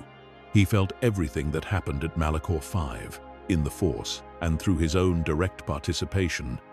And the question of what he did with what he felt is one of the places where his story becomes most difficult to read clearly from the outside. He did not collapse. He did not break down. He stood in the aftermath of the greatest battle, of the greatest war of his generation, and he processed what he had done with the same internal efficiency that he had been developing for years. The capacity to look at catastrophic facts and continue functioning. But something in him recognized Malachor 5 as a threshold of a particular kind. He had been moving toward darkness for a long time. He had been telling himself that the movement was controlled, that it was strategic, that he was using the dark side's tools without being shaped by them. On the surface of Malachor 5, in the aftermath of what the mass shadow generator had done, that argument became harder to maintain. With a straight face, he had won. The war was over.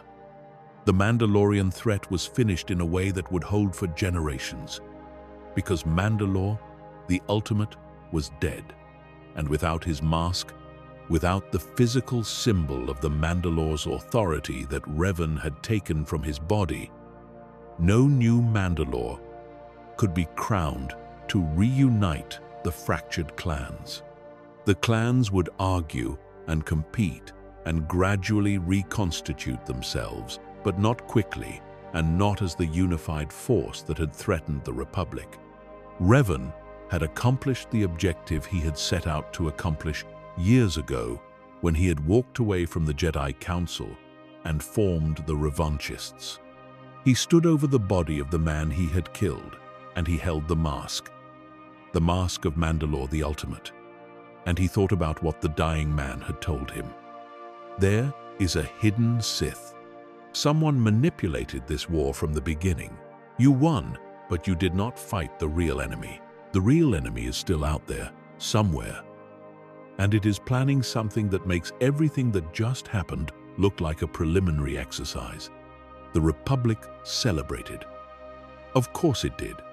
The news of the victory at Malachor 5, of the destruction of the Mandalorian Armada, of the death of Mandalore the Ultimate, spread across the galaxy in waves, and the relief that followed those waves was as genuine and as overwhelming as the fear that had preceded them.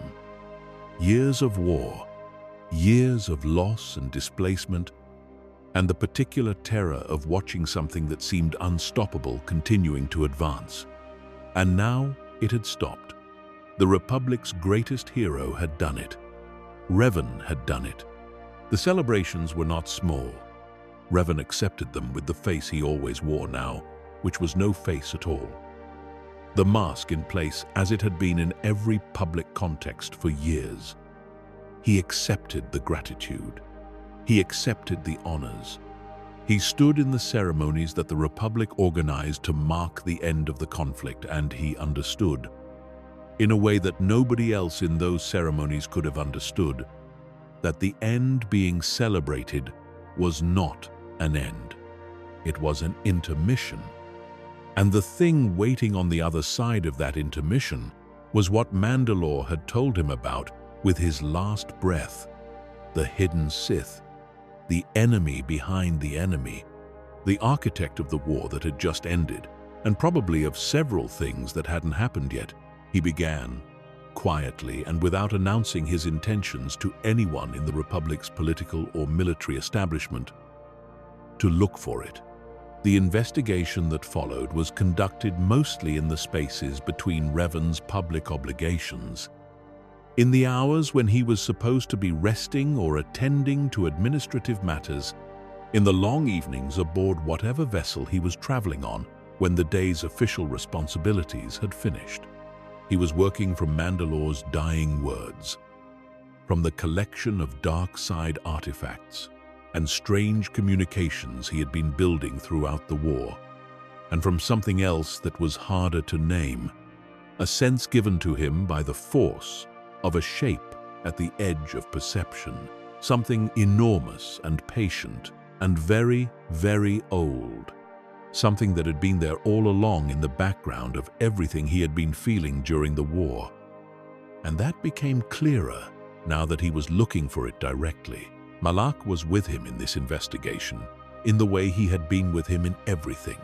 Their bond, which had survived the war and Malachor and all the changes those things had worked on both of them, was still the central relationship of both their lives.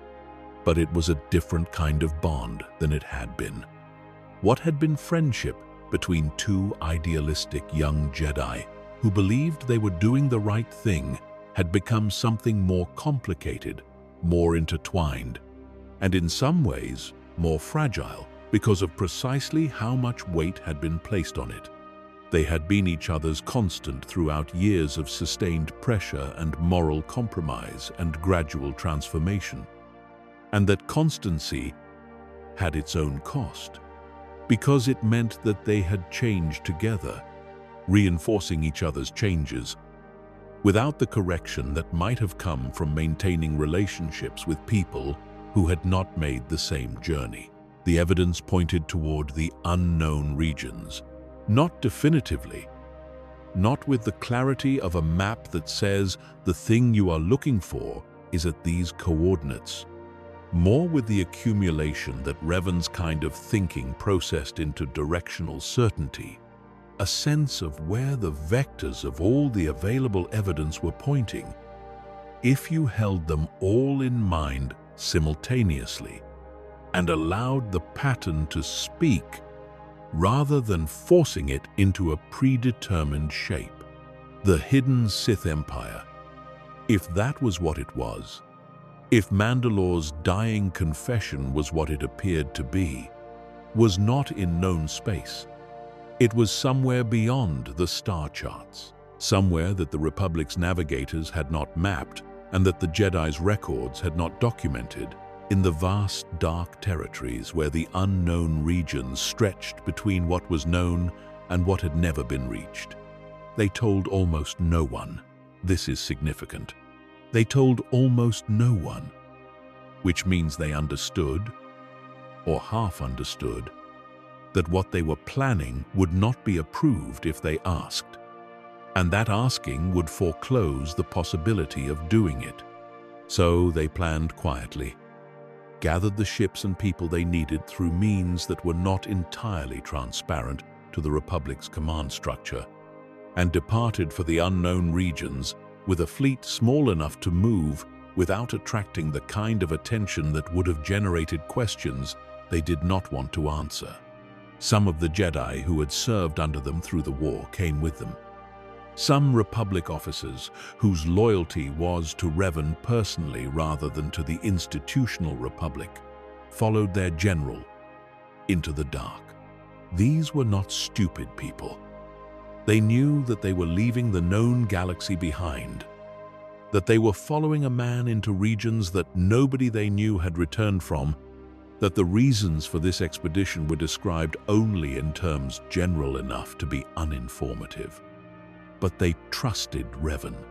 Through everything, through all the years and all the battles and all the things they had seen him do and decide, they had continued to trust him. That trust was itself a measure of something, of how thoroughly he had made himself the center of the world they had been living in for so long.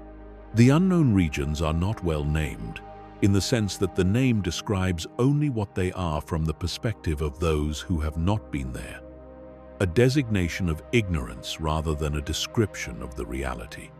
They are not empty. They are not uniformly hostile. They are simply beyond the infrastructure of charted space, beyond the hyperspace lanes that make rapid travel possible, and they contain within them things that the Republic has no framework for, civilizations that grew in isolation, dangers that evolved without any awareness of the larger galaxy beyond them, and in this case, an empire that had been building itself in secret for centuries, patient as stone, waiting for the moment its preparation would be sufficient for what it intended. Revan found it. Or it found him. Or both things are true simultaneously, which is probably closest to what actually happened. He did not stumble across the Sith Empire by accident. He was navigating toward it, following the vectors of evidence that had been accumulating since Malachor. But the Sith Emperor, whose awareness of events in the larger galaxy was far more extensive than anything Revan had been told to expect, knew Revan was coming before Revan arrived. The man who had set the Mandalorian Wars in motion and watched them unfold from the comfortable distance of Dromund Kaas had been watching Revan specifically for years. He understood what Revan was. He understood what Revan had become, and he had, with the patience that centuries of power and the dark side of the Force at its most extreme produce, been considering what to do about it. What happened when Revan and Malak arrived in the space of the hidden Sith Empire is described in fragments, in partial accounts, in the records of those who survived it, and later tried to put language to something that language was not built for. The Emperor was waiting. His power over other minds was not like the Force abilities that Revan or Malak had encountered in the Jedi Civil War or the Mandalorian Wars. It was something of a different order entirely, something that had been cultivated over centuries by a being who had given up everything human or near human in the pursuit of power so absolute that the concept of other people as entities with their own sovereignty had long since become meaningless to him. He reached into their minds. This is the most direct way to say what happened, even though direct is not quite right, because reach implies a specific movement in a specific direction, and what the Emperor did was more like the absence of barriers, the removal of the things that normally separate one consciousness from another, a dissolution of the boundary between his will and theirs. Revan had a stronger will than almost anyone who had ever lived. That is not hyperbole. The evidence for it runs across his entire life and is confirmed even by his enemies. He resisted what the Emperor did to him in a way that no ordinary person could have resisted, and it was not enough. Malak fell faster, not because he was weaker in any simple sense, but because the part of him that might have anchored the resistance, the part that had always looked to Revan to define the framework of their shared reality, was already oriented toward influence from outside himself in a way that made it harder, not easier, to hold a boundary against the Emperor's assault. When it was over, they were no longer what they had been when they arrived. They were not simply corrupted. Corruption is too simple a word for what the Emperor had done, which was more specific and more complete than corruption implies. He had not simply tilted them toward the dark side, or amplified the darkness that the war had already been building in them. He had restructured their loyalty. He had given them, specifically and deliberately, a new purpose, a new orientation, a master to serve. They were his instruments now, his weapons in the known galaxy, tasked with finding a specific thing that he needed to advance a specific plan that had been in motion since before either of them was born. The Starforge was what he sent them for, an ancient superweapon of a kind that the modern galaxy had no analog for, built by a long-extinct species called the Rakata, in the age when that species had commanded a dark side power that rivaled anything that had come since. The Starforge was not simply a weapon in the conventional sense, not a thing that fired at things and destroyed them. It was a machine for making weapons, an industrial system of extraordinary scale powered by the energy of a nearby star and fueled in its most essential function by the dark side of the Force, capable of producing warships, soldiers, equipment, an armada, in quantities and at a speed that conventional manufacturing could not approach. If the Emperor could deploy the Starforge in service of his planned invasion of the Republic would not survive it. Revan and Malak, wearing the Emperor's purpose like a second skin, went to find it. This is where the story curves in a direction that even the Emperor, with all his patience and all his insight into the nature of power, did not fully anticipate. Revan's mind was extraordinary. The Emperor had restructured his loyalty, had bent his will towards Sith service, had imposed a new purpose over the old one. But he had not remade Revan's fundamental nature. And Revan's fundamental nature included a capacity for analysis and independent thought that the Emperor had perhaps underestimated, or perhaps simply found impossible to fully account for, because to fully account for it would have required being Revan. And the Emperor was not Revan. The Star Forge, when they found it, did what the dark side of the Force does to people in concentrated form over extended exposure, which is that it amplified what was in them and accelerated the processes that were already underway. The darkness that the Mandalorian Wars had been building, the ruthlessness that had been accumulating through years of hard choices, the ambition that had always been present, properly channeled into service for years, but never entirely subordinated. All of it intensified under the Star Forge's influence. And as it intensified, something happened that may have been inevitable from the moment Revan and Malak first walked away from the Jedi Council, or that may have been a genuine choice made possible only by the particular conditions of this moment. It is probably both of those things simultaneously. Revan remembered who he was. Not the Emperor's servant, not simply the general who had led the Mandalorian Wars. The full thing, the person underneath all the layers that had been accumulated and imposed and evolved. He had an extraordinary will, and that extraordinary will, pressed against the Emperor's control and against the dark side amplification of the Star Forge, and against the weight of everything the war had done to him, did not break. It pushed back, not all the way to where it had started, because the journey from that starting point was too long and too much had happened on it, but far enough to find, somewhere inside everything that had been layered over it, its own core. He broke free of the Emperor's direct control. Malak followed him, because Malak had always followed him. They claimed the Star Forge for themselves, not to serve the Emperor's plan, to serve their own.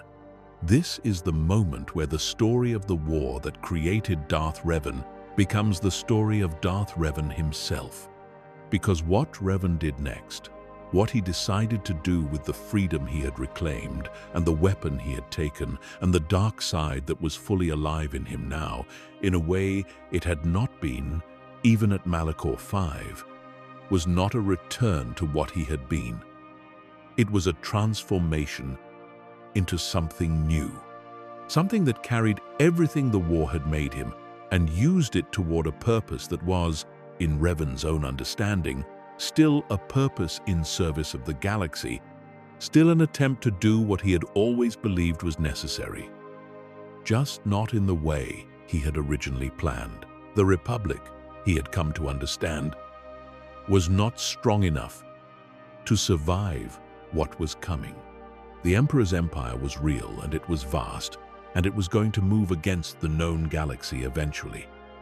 With or without the Star Forge, with or without Revan's participation in whatever plan the Emperor had originally designed. He had seen it. He had felt the scale of it. And the Republic that had struggled to stop the Mandalorians, the Republic that had needed him to save it from a threat that was, he now understood, smaller than what was coming, was not a Republic that could save itself. It needed to be different. It needed to be stronger.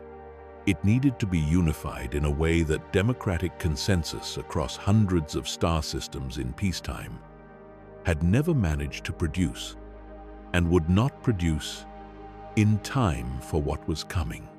He would unify it himself, not through persuasion, not through the slow, grinding work of political process. Through conquest, yes, but conquest with a purpose. Conquest aimed at creating the version of the Republic that could actually survive. He was not trying to destroy the thing he had spent his life defending. He was trying to save it through means that the thing itself would never have chosen for itself, because the thing itself did not understand the nature of the threat approaching it. That argument, that logic, that justification is worth examining very carefully. It is the argument that power makes when it wants to believe in its own righteousness. It is the story that the dark side tells to the people it has claimed, who still need to believe that what they are doing is in service of something beyond their own desire. Revan was not unintelligent. He would have known, at some level, that the argument was doing something other than just describing a real situation. He would have felt the shape of the self-serving reasoning inside it. And he would have continued anyway, because by this point, the dark side was not something he was using as a tool. It was something he was, in the way that long enough exposure to anything eventually means you carry it inside you, rather than simply interacting with it from outside. Darth Revan. That is who stepped out of the unknown regions at the head of a fleet built by the Star Forge. The name is Sith, and the title is Sith. And the purpose, whatever story was told about it, was Sith. In its essential nature, the war that had made him was over. The man who had entered that war was also, in any meaningful sense, over. What emerged in his place had his intelligence and his will and his tactical genius and his genuine, if distorted, love for the galaxy and its people. And it had the darkness that the years and the battles and Malachor and the Emperor and the Star Forge had built in him, layer by layer, choice by choice, until there was more of it than there was of anything else. He had not been destroyed by the Mandalorian Wars. He had been refined by them, refined into something that was precisely what those wars needed to produce. If you were the Emperor of the hidden Sith Empire, and you needed an instrument capable of weakening the Republic from within, the Forge had worked exactly as intended. The metal had the shape that the Forge was designed to give it. And yet, there is the other version, which is that Revan, even as Darth Revan, was still fighting something, still trying, in a way that was grotesquely warped and impossible to recognize as the thing it claimed to be, to protect the galaxy from what was coming, still carrying, underneath the Sith Lord, the memory of the young Jedi who had touched the Cathar mask and felt what it showed him, and walked into the Jedi Council chamber and said that he was going to do something regardless of what anyone decided. The motivation was still there, transformed beyond recognition but present.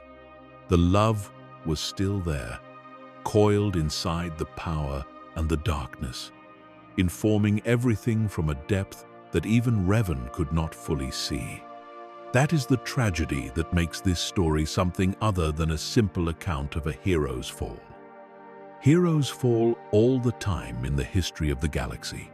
They are corrupted cleanly, or they are broken and rebuilt as servants of the darkness, or they choose power over principle in a moment of clear decision that can be pointed to afterward as the place where everything changed.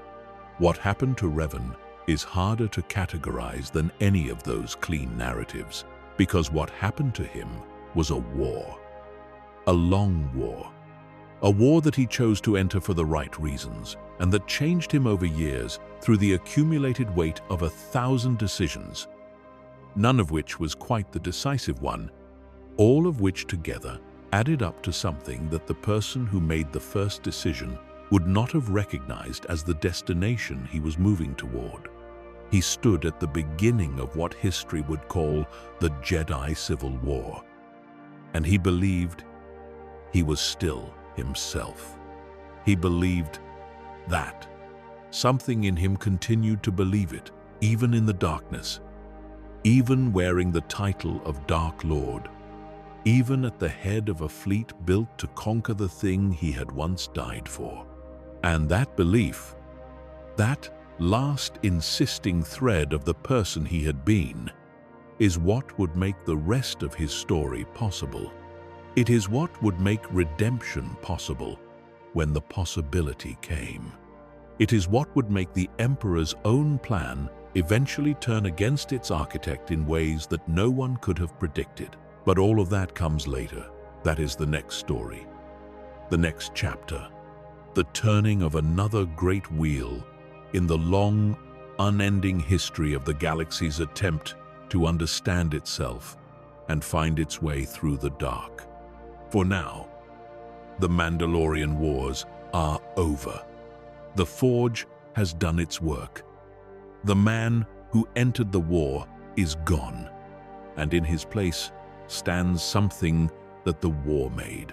Something brilliant and dangerous, and still, somewhere inside all of it, carrying a love for the living that it has buried so deeply it no longer knows how to reach it.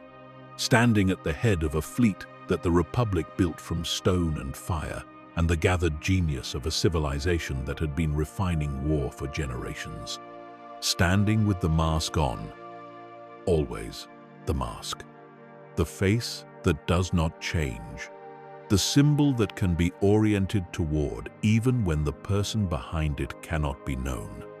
The war that created Darth Revan is over. The galaxy that Darth Revan will now unmake is waiting, unaware, for what comes next. There are things that do not survive the telling of a war story. The quiet things, the things that happened between the battles, in the long stretches of traveling from one engagement to the next, in the camps set up on worlds that are not remembered by history, because nothing of decisive military significance happened there. In the conversations that were not recorded because the people having them did not know they were living in a story that would be told afterward. These things are lost in almost every war, because the records that survive are records of events and decisions and outcomes, not of the interior lives of the people who made them. But they mattered. They mattered enormously, because it is in those quiet spaces, and not in the great dramatic moments, that the real work of transformation happens. The Revanists who followed Revan into the Mandalorian Wars and came out the other side were not, in any simple sense, the same people who had gone in. This has been said already. But what it meant for each of them individually, what the specific texture of their transformation was, is something that deserves at least a moment of attention before this story closes, because they are not incidental figures. They are the people around whom everything else happened, and what happened to them is inseparable from what happened to Revan. Some of them had entered the war young Jedi, Padawans barely past the stage of formal apprenticeship, who had heard Revan make his case and had felt the rightness of it in a way that overrode the institutional caution of the Council's position. For them, the Mandalorian Wars were not a departure from the life they had planned. They were the life they had. The entirety of their formative experience, as adults and as Force users. They had no before to return to, no peacetime identity waiting to be reclaimed when the fighting was over. They were revanchists, who had become soldiers, who had become whatever they became at Malachor and after it. The question of what to do next, with the war over and the life they had built inside it suddenly absent, was not a simple question. Many of them did not find a satisfying answer quickly or at all.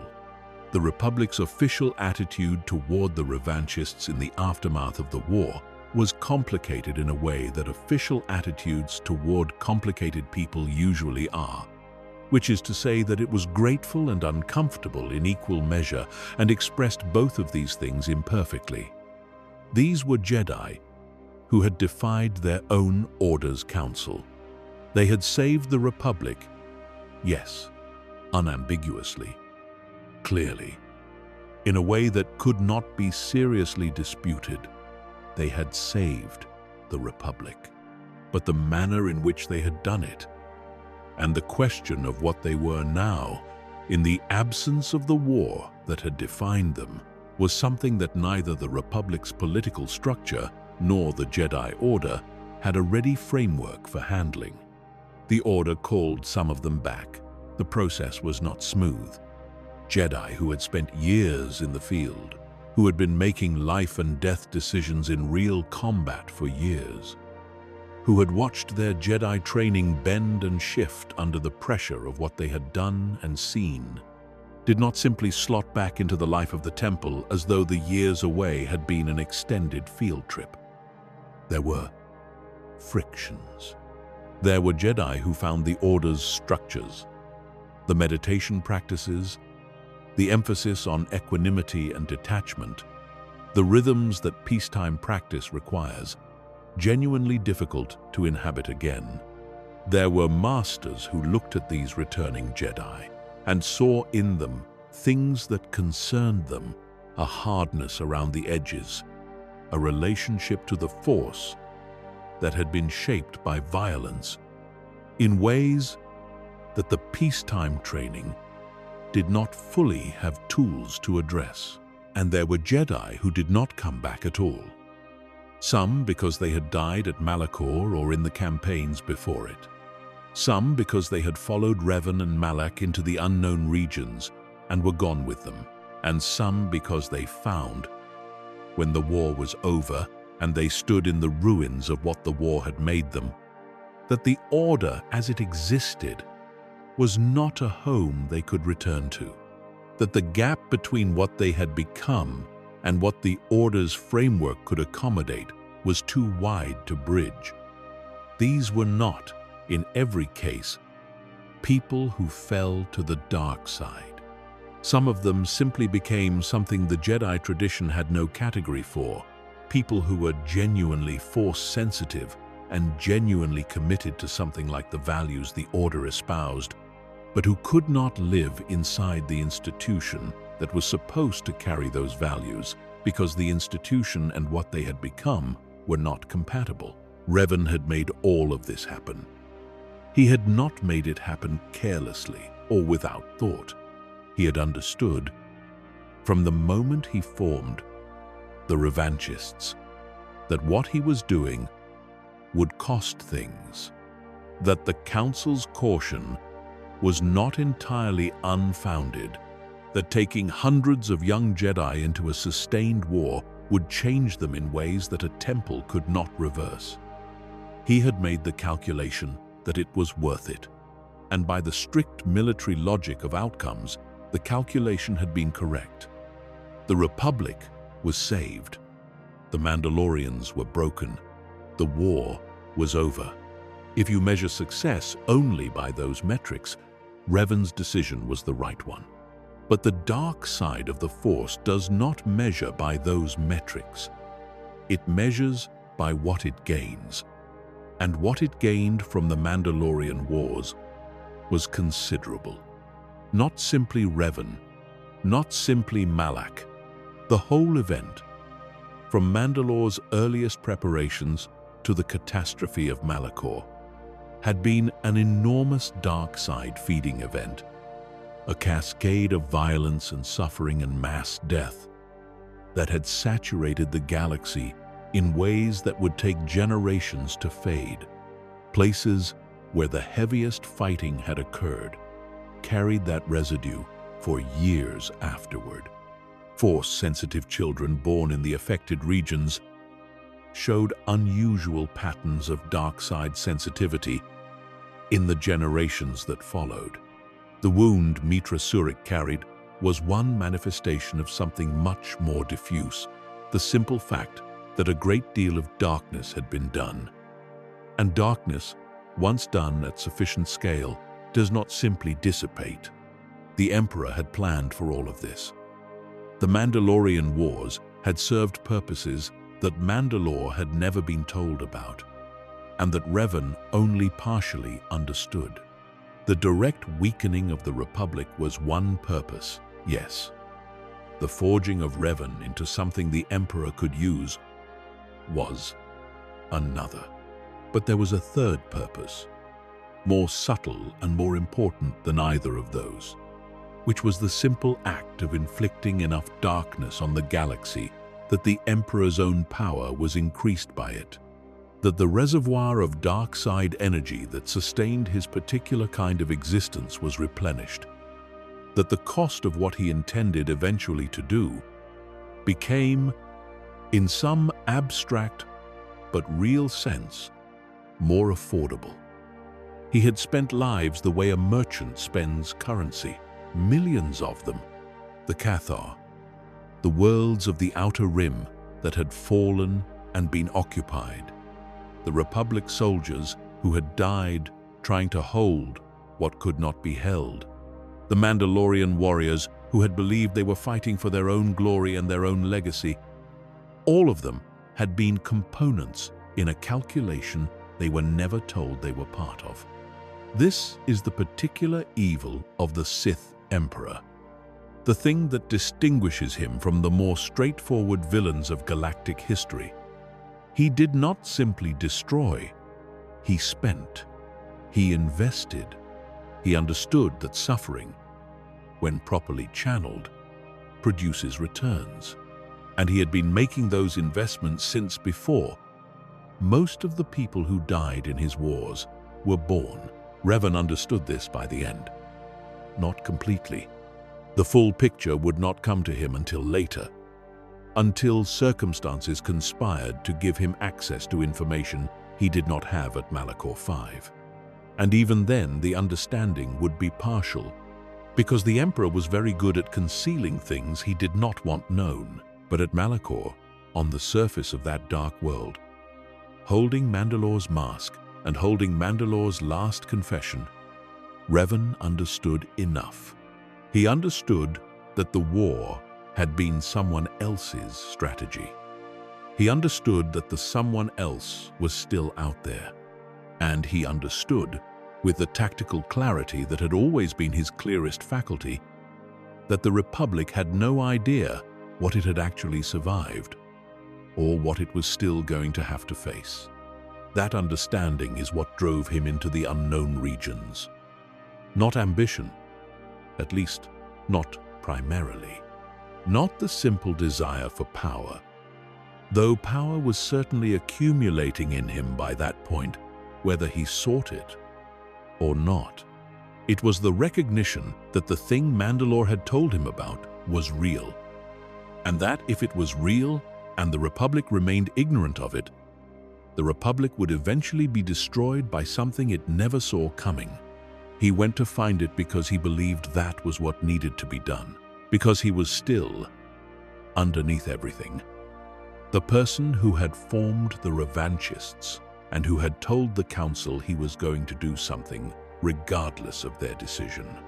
Because that person had never stopped believing that the most important thing was to protect the galaxy from the worst that was coming, and that protecting it sometimes required moving toward the worst rather than away from it. He was not wrong about the threat. He was not wrong that it existed, or that it was serious, or that the Republic needed to understand it. He was wrong about what moving toward it would do to him, or he understood and accepted the cost in a way that is difficult to fully separate from self-deception. He had already accepted enormous costs for the sake of the larger objective. Malachor had been a cost. The Revanchists and what the war had done to them had been a cost. The transformation of his own inner life over years of military command had been a cost, adding one more cost to that list. The cost of entering the Emperor's sphere of influence and seeing what the Emperor would do to him fit the pattern of a man who had long since decided that the objective was worth whatever it required. It was not worth it. Not in the way he intended. The Emperor broke him and rebuilt him and sent him out as an instrument rather than an investigator. And that is the failure that undoes everything that came before it. The galaxy that Revan had spent years protecting, that he had gone into the unknown regions to protect, was not protected by what he became when he came back. It was threatened by it. The Jedi Civil War that followed was not a smaller version of the Mandalorian Wars with different commanders. It was something in some ways worse, because it was Revan. With Revan's knowledge of the Republic's defenses, and Revan's tactical genius, and Revan's ability to inspire loyalty, turned against the thing he had spent his life defending. And yet, the thread persisted. The part of him that had always been the strongest part, the will that had impressed even the Emperor, the love for the living that had been the original motivation for everything, did not go out. It went underground. It went very deep underground, under the Sith Lord identity and the dark side power and the Emperor's restructuring and all of it. But it did not go out. That is what makes Revan's story different from a tragedy. A tragedy ends in permanent loss. What was good is destroyed. What was true is erased. And the audience is left with only the record of what was squandered and what it cost. Revan's story does not end at Malachor or at Dromund Kaas. It does not end with the title Darth or with the fleet that the Starforge built. It continues through things that the Mandalorian Wars could not predict and that the Emperor himself could not fully control, towards something that is not triumph exactly, but is not simply loss either. Something harder to name and more interesting than either clean category. The war that created Darth Revan was a beginning, not an ending. A long, catastrophic, brilliant, terrible beginning, played out across years of suffering and courage and moral compromise and genuine heroism, full of people who were trying to do right things in conditions that made right things nearly impossible to do, and who were reshaped by those conditions into something the conditions needed rather than something they intended to become. That is how the Mandalorian Wars made Darth Revan. Not all at once, and not by design, and not without the participation of the man himself, but gradually, and then suddenly, and with the particular completeness of something that was always, from a certain angle, inevitable. The galaxy is still feeling the consequences. It always is, with things of this magnitude. The ripples from Malachor 5, from the revanchists, from the wars within the war, and the wars that followed, and the long shadow of the Emperor who arranged all of it from the darkness of the unknown regions, continue forward through time, in the way that the consequences of great events always do, invisibly, and then visibly, and then in ways that the people living in them no longer recognize as consequences at all, but simply as the world they were born into. Somewhere in that forward motion of consequences, the man who was Revan before the mask persists, not as a ghost, not as a memory, as a possibility, as the thing that was not entirely extinguished by everything that tried to extinguish it. And that possibility, in its way, is the most important thing the Mandalorian Wars produced. More important than the defeat of the Mandalorian Armada. More important than the breaking and remaking. of two of the most powerful Force users of their generation. More important than the satisfaction of the Emperor's long-running strategy, the possibility that the thing which was forged in the worst conditions imaginable might still, under the right circumstances, find its way back to what it was made of before the forge got to it. That is the story. That is the war.